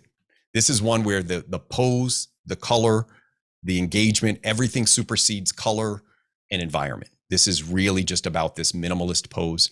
I might call this high key, as it is predominantly in the highlights. I think I've got two more images. This is my favorite image from last year. I entered this into a contest. This is called Tenderness. This is a moment where I was just driving past a flock of black vultures. I got no images in the morning, so I stopped to shoot these birds. And I loved the juxtaposition of the species versus the action. We very rarely think of vultures as tender. And here are two that are grooming each other, kind of, very gently caring for each other. It was a moment when I captured and got home, I said, that's a winner. Like, that is an absolute winner. More about the behavior than the portraiture, but it really came out well. I loved it. And they were in a field of these early spring flowers, so it added some purple to it as well. That, by the way, this one is, I think this is the photo entry, meaning the contest entry. So this one's not highly manipulated. I did two versions of this. I did an art image where I added a little bit of canvas because I needed to crop a certain way. And I'll leave you with this one. This is one of my favorite images. This won a contest locally in all categories. It's very tough as a wildlife. If there's any wildlife photographers out there, if you enter a category with architectural photographers, plant photographers, macro photographers, you're probably not going to win. And it is very subjective to judging. So I entered this against everybody. One of the judges had done wildlife photography and said, I don't know how you got that. It's so good. So they had an appreciation for what this was. I was in a blind, so I'm covered. I'm sitting in the water. My lens is just a couple inches, and these are black skimmers. I showed you one earlier. They kind of swim around, they come through. As he turned right at the camera, and I got that really amazing symmetry. So this is one that I really, really liked, and actually won the entire contest, which I very rarely enter contests. I was very, very excited to win because it wasn't just wildlife. It was actually everybody. So I'm going to finish on that. I get really excited about birds. I kind of warned that I could talk quite a bit. I could talk all day about birds. I could talk about plants, flowers, bugs. But that's all I've got for you. I'm going to turn it back over. I'm going to stop my screen share, and I'll turn it back over to Jeffrey. Okay, great. Well, super pictures. I mean, I love the backgrounds. I've never thought about doing that. I've always focused on the birds themselves and never really gave it much thought about the background. So it gives me a whole different idea and approach that I want to do when I do the little bit of bird photography. Does anybody have any questions? You can put them in the Q&A. Oh, we got Scott here. Anybody on the panel, if you got questions, go ahead and ask. I'm just curious, Scott, are you shooting pretty much wide open with most of those shots? Yeah. So you're shooting at 2.8 or 4, right? Correct. I use a teleconverter a lot. So for those of you that are familiar with those lenses, I shoot a 400 2.8. I often put a 1.4 teleconverter on. I shoot a Z9 now. Not all of those images were with Z9. Some of them were with a D500. So Nikon people, it's a great camera. D500, a few with a D850. I had that for a long time. Moved to mirrorless last year. And I got that lens, I think in spring of this year, I got that lens, or it might've been the end of last year, but yeah. So I shoot wide open, primarily not because I'm trying to get a narrow depth of field. I like a narrow depth of field. Normally it's just because I need the light. I'm shooting very, very early morning or overcast, and I just don't have a lot of light. So I am comfortable pushing my ISO up to about 1600, 3200. I'm in that range a lot, and I'm okay. When I start getting over that, I just start to lose the quality. I use a product, by the way, if you go on my website, it's skeysimages.com. I'm a Topaz ambassador. They make a really good noise reduction program. So if you're curious about that, you can go over there. You can watch some videos on Topaz. It really is a good product. I believe in it.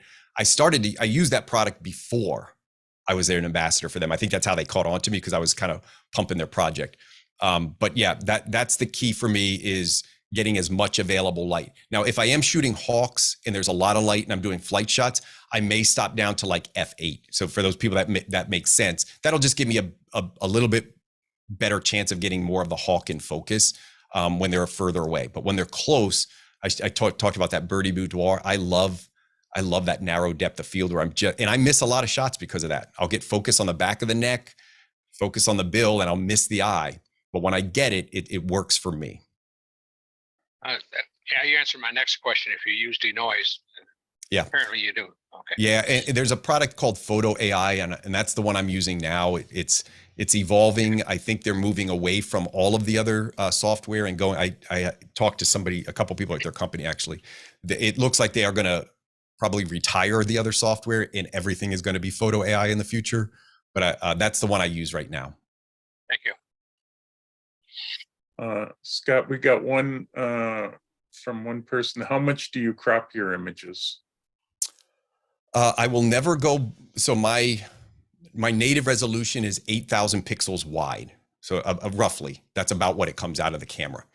I would say typically it goes down to about 5,000 to 6,000. So I'm cropping, whatever percentage that is. I have a hard rule. I never crop below 3,000 pixels. Generally, I start to lose quality in my head. If I can't print something 8x10 at good resolution, I don't deserve to crop it down that much. Sure. And if you crop more than that, there's no problem. Most of the crop sensor cameras come in somewhere around 5,000 to 6,000 pixels on the long side. So I'm kind of cropping to where most crop cameras would be dealing with. The advantage of a full frame to me, as a wildlife photographer, is I will often be limited to shooting the bird in the middle of the frame. I don't know where that bird's going to be. It's going to move, right?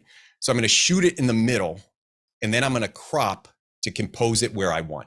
So it just gives me flexibility to move the bird up a little or down a little when I do crop. I will tell you 99% of images I crop at some point, but it's generally not more.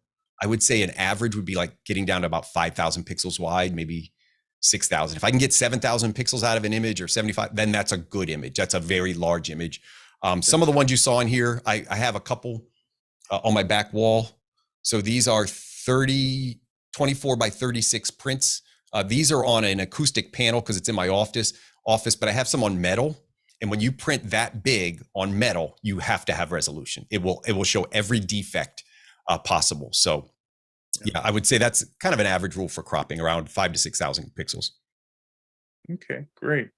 Bernard Hall is asking, how much time do you spend on each image on post-processing, or most of your photos out of the camera?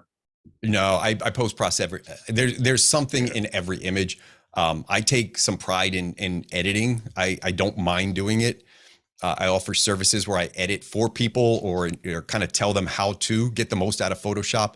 I run everything through Photoshop. I rarely use Lightroom. I use the Camera Raw feature, which is a mirror of Lightroom. So if you've ever used Lightroom, your Camera Raw is the same thing, just looks a little different. I'll do most of it in Camera Raw, and then I'll bring it over to Photoshop. And I mentioned like airbrushing. I will tend to clean up little imperfections. So with birds, I can think of times where there's like a tick on the end of the eye. If you're a purist, that's great, but I don't hide anything. If there's a tick on its eye, it's coming out. Like the tick is getting photoshopped. I cannot post a bird image with a tick. So that's kind of what I would say. I would say on an average time frame, I have a workflow that works pretty quick. I have some actions in Photoshop. I just hit them and then I can play with what I want. I'm going to say 10 to 15 minutes per image. Some is only 5 and some might be as much as 20. If I got to do more than 20, it's a lot of work. So I would say between 5 and 10, and that includes the denoise. So that's the time for it to process and run, and that might take a minute or two. So yeah, 10 to 15 minutes seems about average. Sure. Anybody else have some questions? You said that you used Topaz. there may have been times where you had an image that you really loved, but you had to crop in really tight. Have you ever used Gigapixel? Yeah, and Photo AI actually has incorporated all of the software. So if you have Photo AI, it has the same upsizing engine. So yeah, I've used Google Gigapixel. I will tell you this. Gigapixel to me is taking a good resolution and making it huge. It's not good for overcropping and then trying to get it back to normal. So if you crop down to 1,500 pixels and say, I'll just upsize it to 4,000 or 5,000, it's probably not going to work. You didn't have as much detail. If you started and cropped only to 6,000 pixels and for some reason wanted to print a giant print, you have a lot of resolution and a lot of detail. You can actually upsize those to 10,000, 12,000 pixels wide or 24,000 pixels wide. They actually look pretty good. So you can do it that way, but I don't find it good to overcrop and then try to blow it back up. I don't think it works nearly as well. Any other questions? Well, I've got one, and this is more for a customer of mine that's shooting the Z9. He gets a lot of noisy pictures, and he was told to shoot with a profile.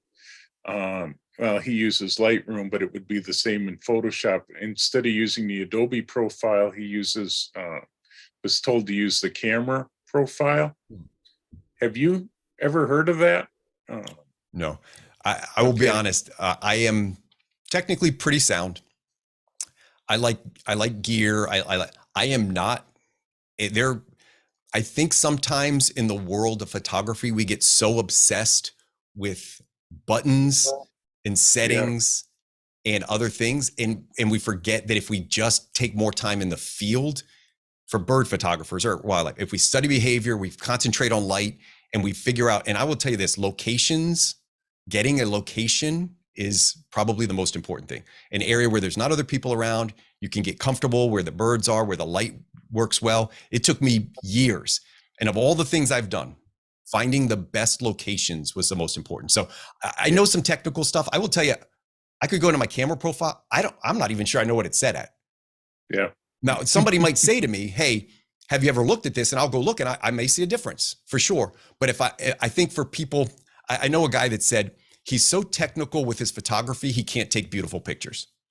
Meaning in his head, he knows his lens is sharpest at f8. He knows that. Now it's on some chart somewhere. Our human eye might not be able to detect that, but a chart told him that. So he's so focused on f8 that he has to shoot in a lot of bright light to get an image. He can't go to, even though his lens can go down to f4, f2.8, he's shooting at f8 for whatever reason. Yeah. He also is hyper focused on detail. So again, in his mind, he needs to see the feathers on every image. And if he doesn't, he didn't do his job. So he goes out at 10 o'clock in the morning to do his bird photography. And I look at it and I say, it's sharp. Yeah. Like you got that one, but the light isn't good. The perspective isn't great. And the environment isn't really pleasing. So it's sharp. So if that was your goal, you did it. Yeah. So I do think that I have met a lot of people, sometimes they call them like gearheads. There are people who get so obsessed and they'll read blogs and websites and YouTube all day about how to take a sharper image, but they don't necessarily perfect the craft. Now, I will tell you this, with wildlife photography, gear matters. I am not telling you that you can go grab a kit lens like my first one that I bought at Sam's Club.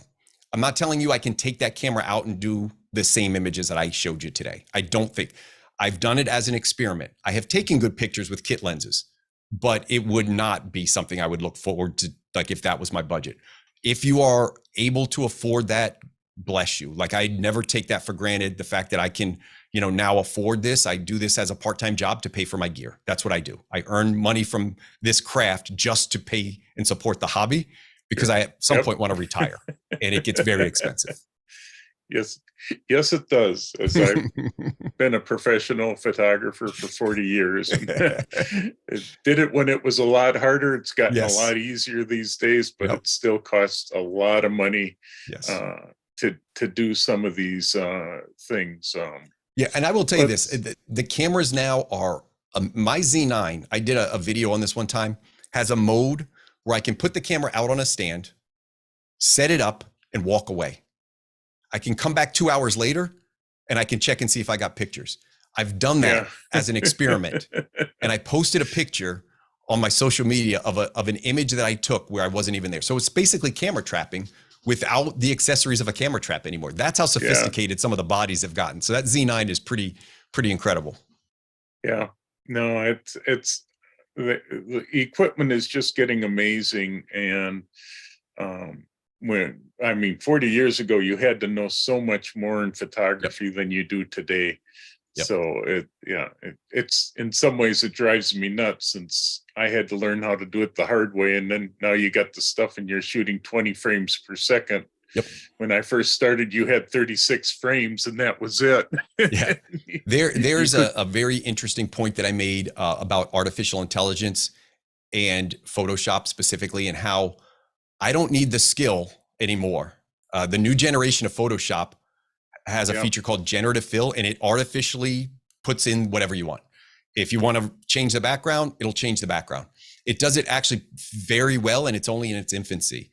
And my thought was, as somebody who works in Photoshop and actually teaches it, I'm out of business. I can't teach people Photoshop anymore, because all they got to do is learn to click the button that says generative fill and highlight a section. So it made me think a lot of old photographers thinking about this new generation, thinking the same thing, like, where's the skill? Like, I used to have to manually focus my lens, adjust my aperture and priority and everything, and do it all manually, and then pray. So as a wildlife photographer 30 years ago, that's a tough gig.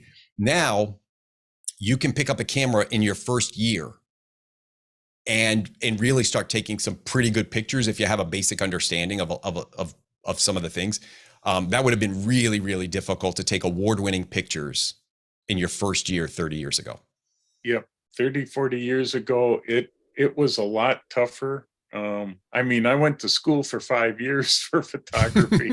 Nowadays, everybody, anybody just sort of grabs a camera, starts learning how to do it, and within a year or two, they're getting some good stuff out of it. So yeah, it's times have changed, but you just got to embrace it and go with the new stuff. And I don't mind that Photoshop's gotten easier. It's great.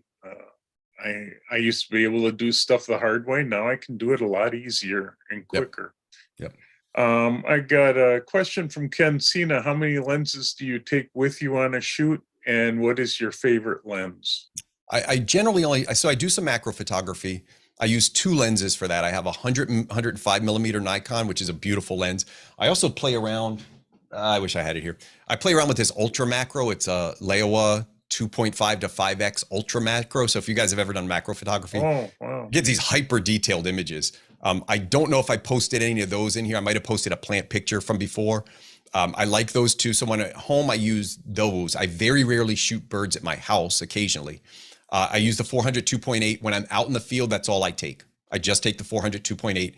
If I'm in a really rough environment, I have a very, very old 300 2.8 and a D500. So when I'm getting sandy and salt water and that kind of stuff, I don't take the good stuff out there.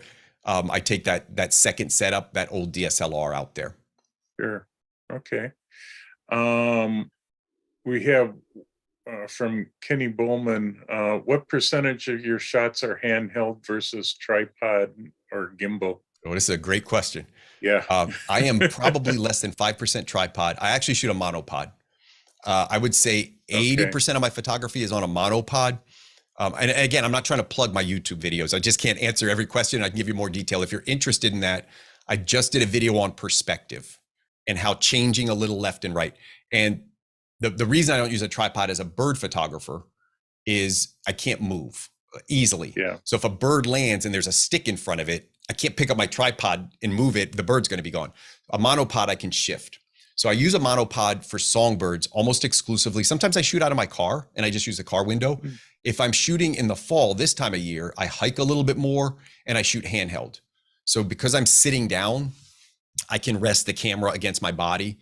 I don't really need a tripod. I certainly can't take a tripod up there. It's rocky, but I shoot handheld in the fall almost exclusively. Now, where I do use a tripod, if I'm shooting owls in flight, harriers in flight, eagles in flight, there's a lot of downtime, and I'll just set the camera up on a tripod and leave it. And then if a bird comes in, I'll use it. So I would say very limited on tripod But I definitely use it. And the gimbal I use is Pro Media Gears, Katana Junior. Highly recommend them as a company, American-made company, really, really great. I also use their gimbal on a monopod. It's called the Tomahawk GT2. I use that on my monopod. It's expensive, but it's a very well-made product. And honestly, if I can buy American, I do. I buy Chinese, I buy Taiwanese. You don't always have a choice of where things are made, but Pro Media Gear is a reputable company, and I've had a very good relationship with them. Great. Any other questions? I've got one more, which is more for me than anything. I'm looking at that Z400 4.5. What do you think of that camera? I know you did. I saw YouTube Yeah, when you were good lens. comparing a bunch of them. Yep, I had a client that shoots with that.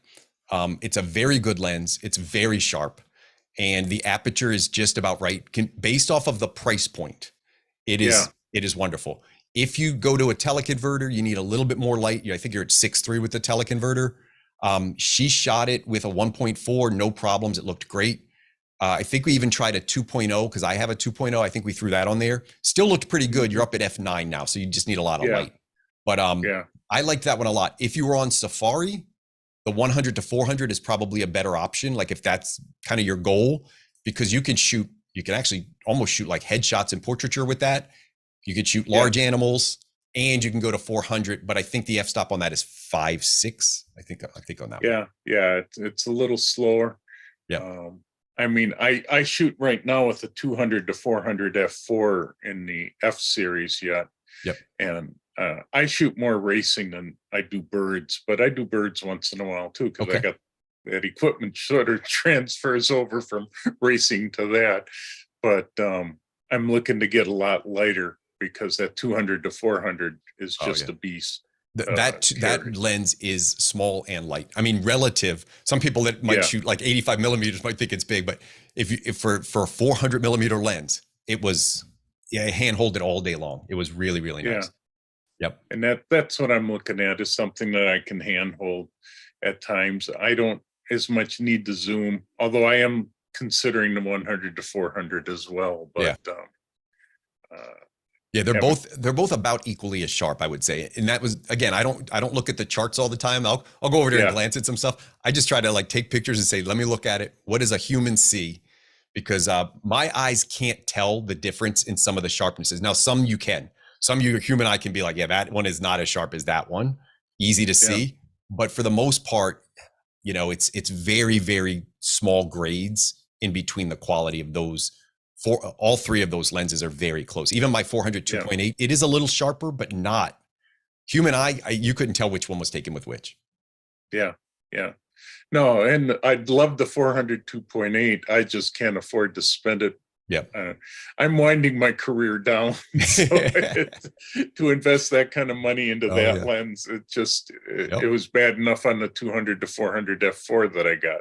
So I'm looking to get lighter, and I'm doing a lot less than what I used to do. So great. Anybody else have any questions? Otherwise, I guess we'll wrap it up, and I'll say thank you, Scott, for coming on. Definitely check out his YouTube. That's how I found him. And I know we got a lot of bird photographers out there, so I found his YouTube stuff great. And so check out his YouTube. We'll post his YouTube channel and that on our website so everybody can find it. And Scott, thank you for coming on. It was a pleasure. Very interesting. Fascinating pictures. It seemed to go very fast too, but I could talk a lot. A lot of great information. So thank you for coming in today. Thanks, Clint. Yes, So, thank you. Thanks, Scott, for coming. Checks in the mail, as we should say. And we appreciate you coming. Let's see. I just wanted to bring up what we have coming for next month.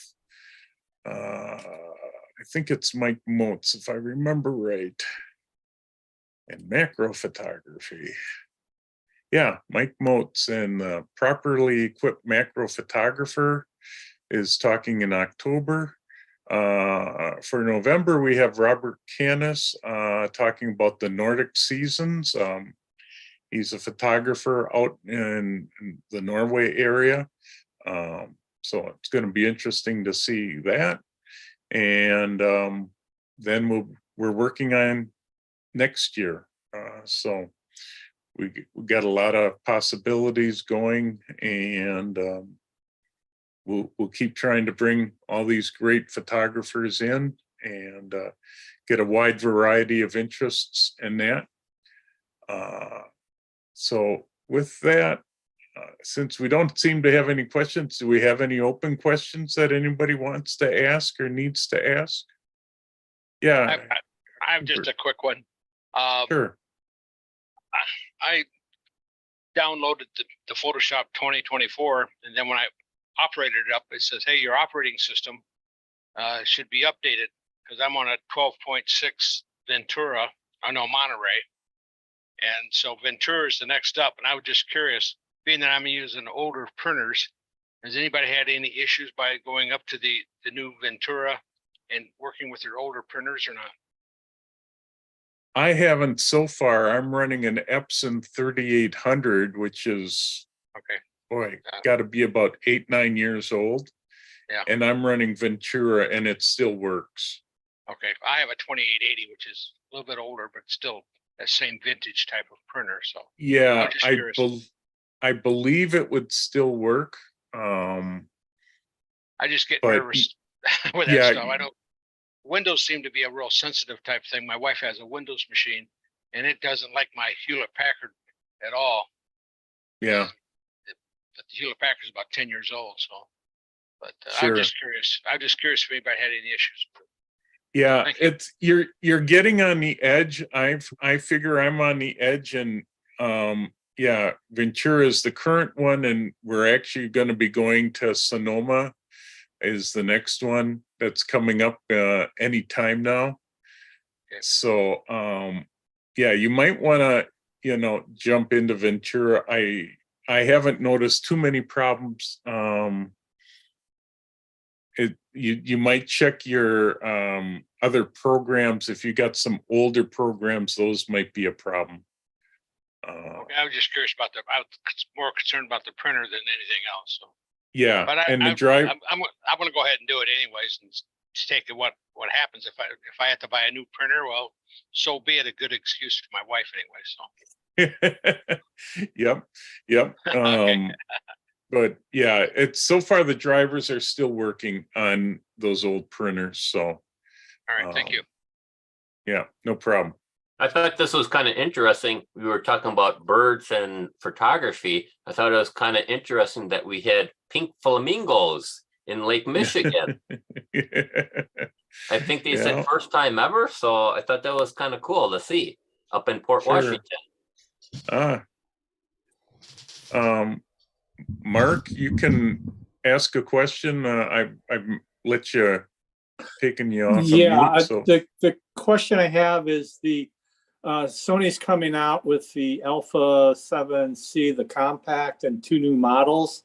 Does anybody know much about them? One has a magnesium body and the other one has something else, more plastic. Anything anybody knows on that, Sony? Yeah, I'm not a Sony fan, or I'm not a Sony person, I should say. I think that's the small version of the A7R5, I believe. Right. It's a smaller version of that. Smaller version. It doesn't have 2 card slots. It only has one. Right. I think it's the same megapixel, 60, 61 megapixels. So basically it's the same guts, but they put in, from the A7R5, they put in the C7 you said? Yeah, it's C7C something or other, and it's supposed to be coming out. I'm not up into the technical aspect of it, what the technical aspects are, unless they upgraded it to that other model with the chip, with the, internally, I'm not sure what they did. Yeah. to, What I understand is basically the same thing as the A7R5, just a smaller version. And Okay. that all the guts, all the components, all the electronics, all the sensors are in the smaller camera. You save, I think, about $900. Mhm.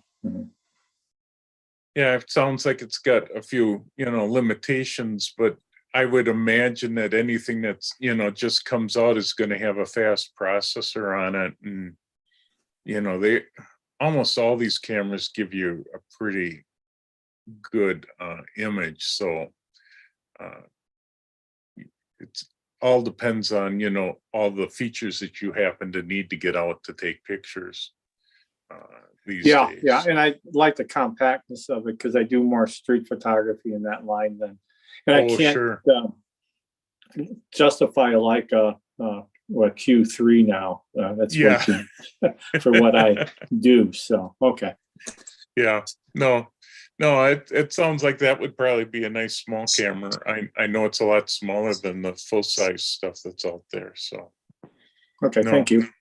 no problem. One other question on that. I Sure. know you can go online and buy this stuff and order it, but I don't know if there's any great discount of going to, the local camera store here. Well, there's only one left in Waukesha or Brookfield area. Any thoughts on that when you go local versus, outside of, it's nice to give these guys business because they'll be out of business if you all buy online. So, Yeah, I try to go to the local camera stores first when I buy equipment. And if they have it, that's great. Then I'll buy it from them. Because then if you do have a problem with it, and if you have questions about it, they're usually pretty knowledgeable. Mike Crivello's the store in Brookfield. Most of their help there is pretty knowledgeable in photography. And so, they can answer a lot of questions for you on, how good is the camera going to be and all that, especially if you tell them what purposes you want it for. They might steer you to something that's, better. But so yeah, if they have it and you still have Art's camera, which is in Milwaukee, Milwaukee, it's what on I believe Greenfield. Both of those stores, they have very knowledgeable people there. So I try to shop local first. And then I have a series of camera stores that I go to after that. And it really depends on how fast do I need the piece of equipment and do they have it? Is it available or not? And so, yeah, it's nice to deal local just because we want to keep those camera stores going.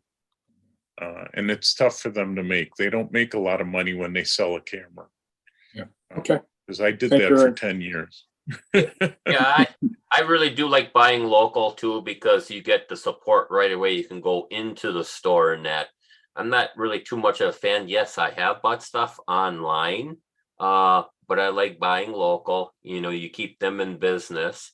And if they don't have it, most of the time, if they carry that brand, they'll order it for you. And most of the time, they'll always price match it too. So Yeah, they're usually pretty close to the big stores that are in New York. Yeah. And I got to admit, I have a series of stores that I buy from depending on the type of equipment that is, because not every store can carry all the different stuff. And so it all depends on what I happen to need. But yeah, I try the camera stores first. yeah, I really like, some of the ones around here. I do know Milwaukee, unfortunately, next year, starting the beginning, 2% more for sales tax. So it's going to be, you'll save several, lot of money on going, let's say Brookfield or whatever, to Mike Crivello's.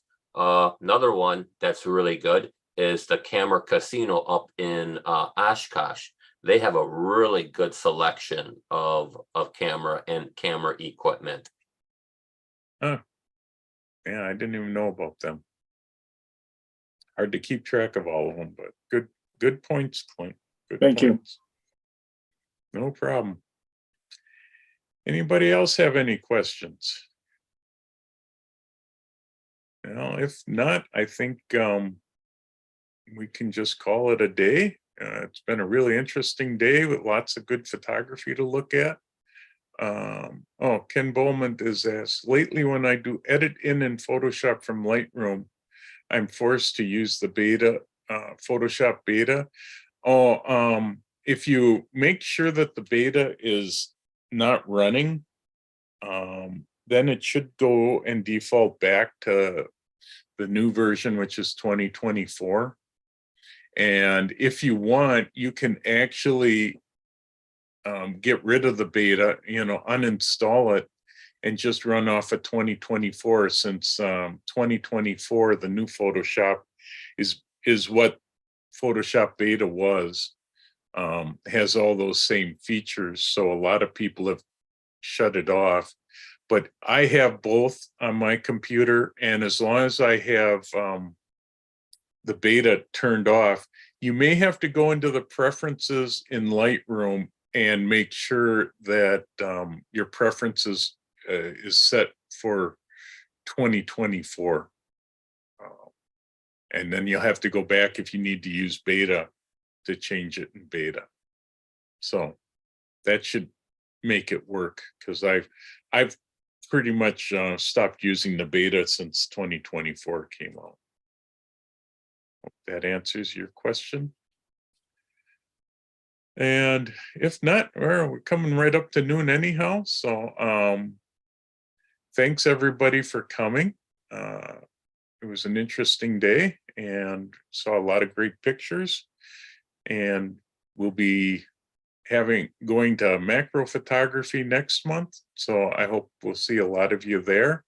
I know a bunch of you may be going over to watch the PSA Photo Festival in Williamsburg. So hope you guys have a good trip heading that way. I know there's a number of people gone today because of that. And I hope a lot of them got good pictures at Open Doors Milwaukee. So with that, I'll say we'll end it, and we'll see you guys next month.